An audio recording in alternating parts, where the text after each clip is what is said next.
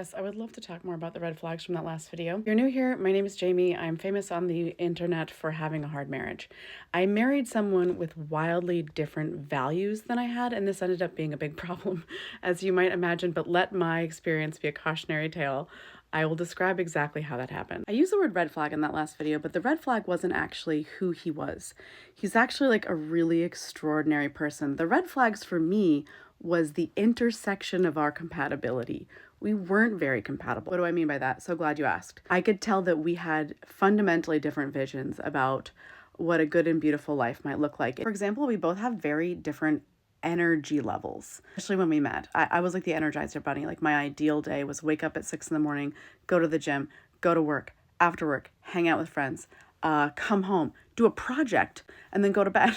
And for him, just like getting out for a single outing and then coming home, like it wrecked him energetically. He would, like an introvert, like a true introvert, would need to rest and recuperate like all day. I also was just so young and I had not understood how to clarify and define my own values.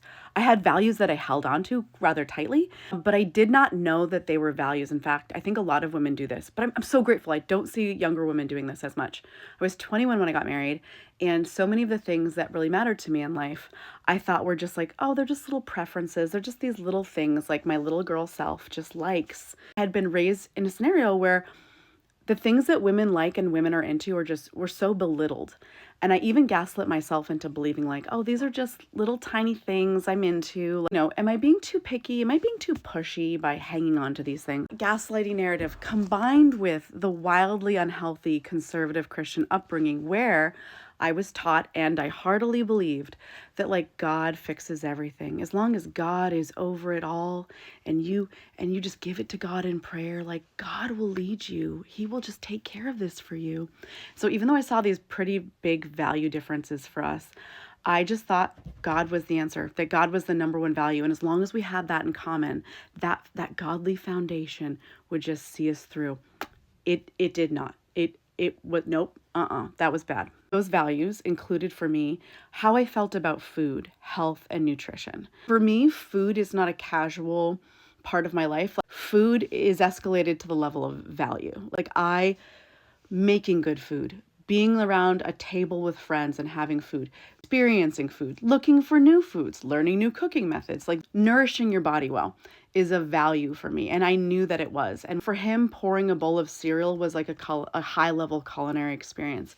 We didn't live together before we married. I actually didn't understand the full extent to which we were going to disagree on that. But looking at his family of origin and just how often they basically just ate fast food, which is nothing wrong with that if that's the lives and values that you have.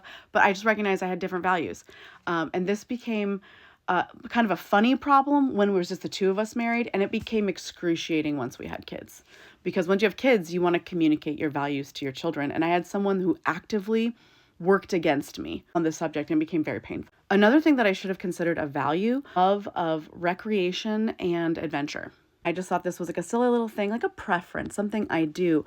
But now that I know myself better and now I know how to define life better, the level at which I held new activities, new experiences, adventure, meeting new people, trying new things, being with friends, and having a cycle of growth and seeking knowledge and experiences, I held this at like the level of a value for me personally.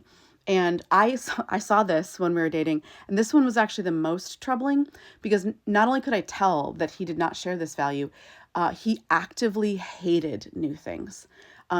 He got so uncomfortable in new situations, trying new things. It was actually a really big problem. And I would bring this up a lot. I was like, I don't want to compromise on this if we get married. Why do you want to marry me? Or if we get married, I want you to know I don't want to stop doing this. I'll want to live my life.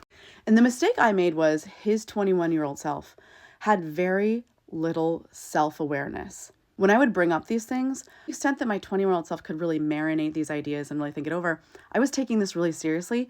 And he would now admit that he was not. When I would bring up these concerns while we were dating and considering marriage, he would just be like, oh my gosh, no, like I want to do it the way you want to do it.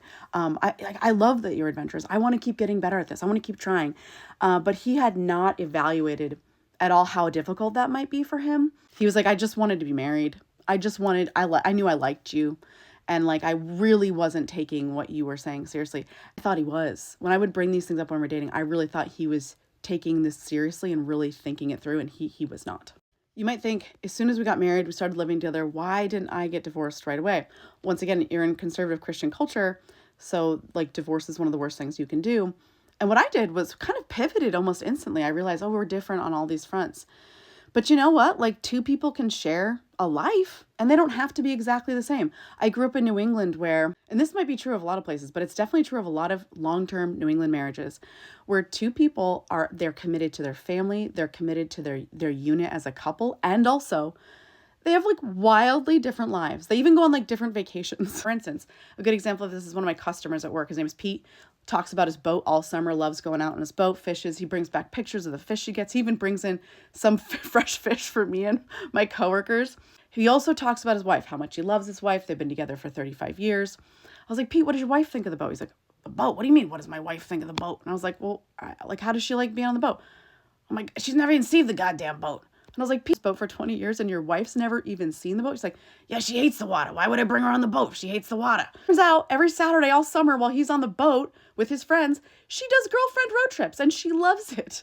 They've been doing this for 20 years and no one's sad about it. I grew up watching those types of marriages where two people really honor the differences and like, don't think any less of the fact that they have different interests and preferences.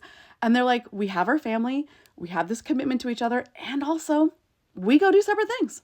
So after I got married, that's what I thought I was going to do. I thought I was going to pivot to like, oh, I thought I was marrying someone I'd have more companionship with. But now that we're in this marriage and I can just see how different we are, I'll just pivot. Like, I'm just going to go live this life that, we have this commitment to each other, but also like probably every weekend I'm off doing something that doesn't involve him, which would have been fine had he not had a completely different concept of what marriage would be and would get very angry or jealous or moody. Fortunately, like really began to internalize, wait, is there something wrong with me? Am I being a bad wife?